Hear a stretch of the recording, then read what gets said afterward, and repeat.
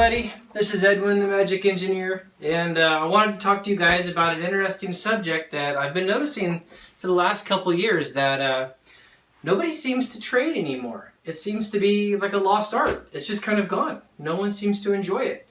And I've spent some time trying to figure out, why doesn't anybody trade anymore? And so, I don't know, I want to talk about that subject a little bit. So, you notice I got a backpack on.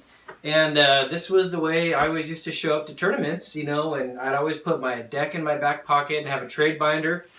Let me show you here. This was always the setup back in the day when everybody used to trade.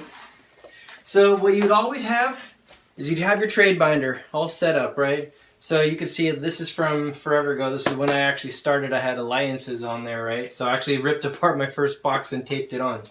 But you'd always have your cards all set up in a binder, and of course this isn't new to like anyone who's watching right now. Everybody has binders these days. But you know what nobody seems to have? This whole binder is just filled with cards that are just extra, that are like, I'm ready to trade. Nobody seems to really do that anymore. Or if they do, like, nobody brings it. You know what they do bring? Is they bring something like a different binder. Like here's a different binder that I'm keeping. Now, this whole binder has cards that I'm not going to be trading these at any time soon. These are all just keepers. These are just all, like, in this case, like old beta cards that are all signed and everything. And so I love this binder, but like this one, I don't take this one with me, right? But when I see people show up at tournaments, they'll have those little like 2x2 binders, and they're just full of like cards that are like, here's my play set of this or this, and they let you look at it, but it's kind of like almost more to show off than anything. And when you ask them if they want to trade anything in it, like nobody ever wants to trade anything in it. It's almost just like, I just want to impress you with my binder. So I started asking, you know, what's really going on here? Why doesn't anyone do it? So I have a theory, and I want to hear what you guys think after I give you this theory. So here's what I'm seeing. I think it largely has to do with net decking. I think is a big piece of it. Like back when I first started playing Magic, you didn't really know like all the cards that were out there. Almost nobody did. And you would have access to some things online and some magazines, but people didn't really understand everything that was out there. And even if they did, I mean, all these mechanics weren't figured out. Everybody was new. And so there was a lot of exploration that would happen. I remember sitting down on the floor with just cards all around me, and I just hold them up and kind of try to match them up and say, does this thing work with this? And there was like this whole kind of creativity, exploration, figuring out things on your own piece of Magic that was just very real. In fact, I remember when I first got started, my cousin had a Jester's cap from Ice Age, and back in the day, that was a big deal. I mean, that was like a $20, $30 card, and he was all excited about it. And when I opened up one of my first packs of 4th edition, I had a fog, and I thought, with the fog, I was looking at it like, and what it did, it just eliminated all combat damage, and I thought that was so impressive. So I was trying to trade him like a bunch of stuff for the fog, because I considered it a really powerful card, and I really wasn't even aware of the whole common uncommon thing. But so anyways, I don't mean to say all of that was a great thing, but what we have now is this whole net decking thing. People go online and they look up the value of all the cards, and they look up the best decks that are like the current decks, and that doesn't mean the only decks that will ever exist.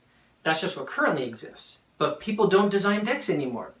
So if some Pro Tour guy wins a game with that deck, then those are the cards that go up, and like everything else goes down in value. And so cards are either like $50 or like 10 cents. There's like no in between. There's like so many cards that just don't really have any value.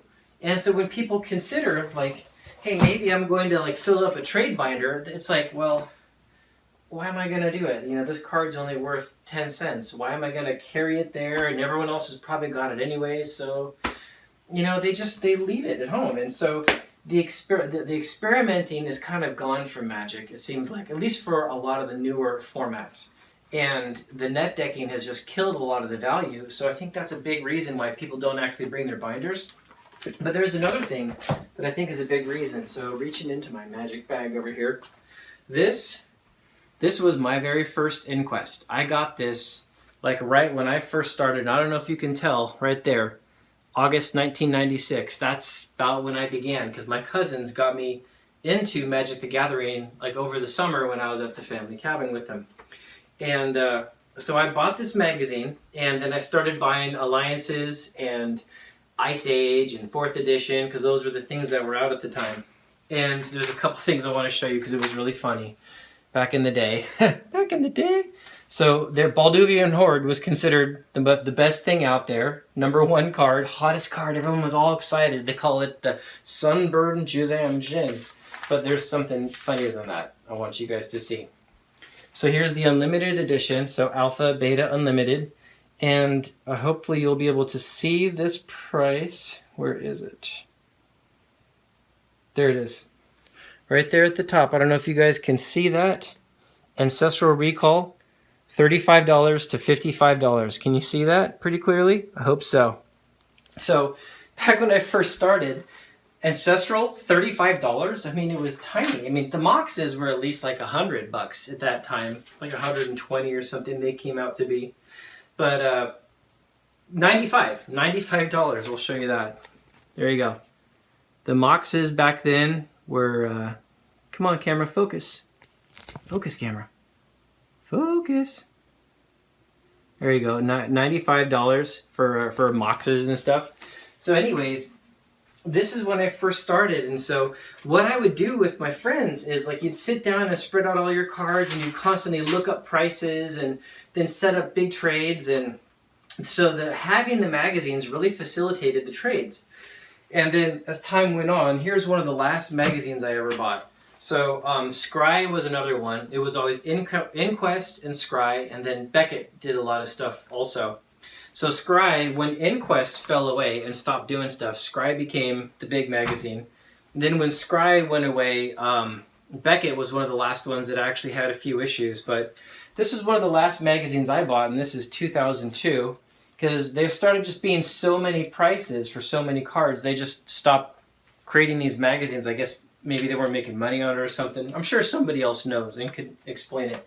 But when the magazines went away, I think that was a big nail in the coffin for trading to stop.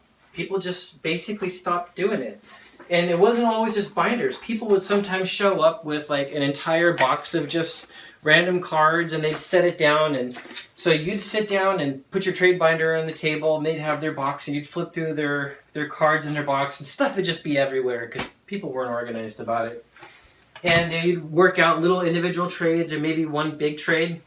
And something else I want to mention, what never seems to happen anymore these days is people, they never seem to want to trade a card that's more valuable for a bunch of cards that are smaller value. Nobody ever really wants to do that anymore, and that happened back then. I mean, of course, not a ton, but it definitely happened. So if I was trading for a $50 card, if I put $50 on the table, of course, people might be a little reserved because it was harder to get a $50 card. But then you'd put like $60 worth of cards on the table, and then they'd say, "Okay, yeah, let's do it." And for certain, if you put like $100 worth of cards on the table for that $150, people would feel bad about it, like they're ripping you off. But these days, I noticed that if somebody has like maybe a revised dual land and it's worth like $90, like there's like no amount of $5 cards I can give them that they will take for that card. And so there's a mentality shift that's basically happened, and I don't really know why that suddenly changed, but it did, right? Something happened and it basically shifted over. So I came up with an idea. I've got a binder here that I think is filled with content that I think everyone would be willing to trade for, right? What do you guys think? You ready? It is, yeah, this is pretty much it. This is all that people are gonna trade for these days. Oh, maybe this one. Maybe this is the one that they'll actually trade for. Or maybe it's this one. People don't, I don't know. It's just irritating, right? That people don't want to do any of that anymore. Anyways, I want to hear what you guys think on why you think the trading isn't happening anymore and why everyone seems to have just kind of given up on it. And it's either like eBay or buy a pack or just, or like nothing. Like they don't really care. So before I go, I need to tell you guys about something my daughter made me promise I would tell you about. She has a thing called Scratchpad. It's this online programming tool that little kids could learn how to program on. And then they can put together images, and then they can put commands on it in a certain order.